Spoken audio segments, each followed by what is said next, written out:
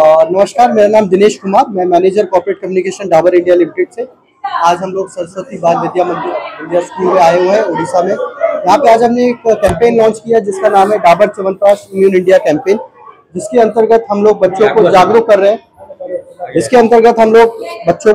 कर रहे हैं। मानसून जैसे आपने देखा कि इस बार मानसून बहुत ज़्यादा हुआ है, बारिश ज़्यादा हुई है, इसके साथ साथ बीमारियाँ भी ज़्यादा फैल रही हैं।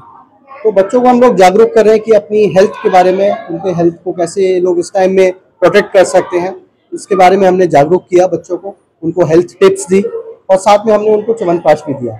ये कैंपेन हमारा भारत के 15 राज्यों में हो रहा है, जिसके अंतर्गत हम तकरीबन 3000 बच्चों तक ये कैंपेन पहुंचा रहे हैं। डाबर जो प्रोडक्ट सहित प्राय समस्ते परिचित।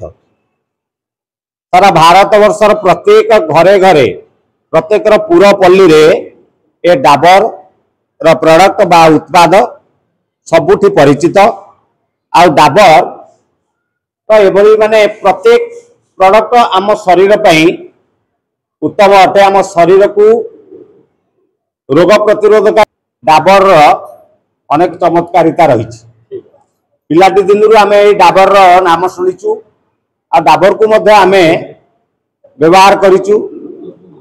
सहित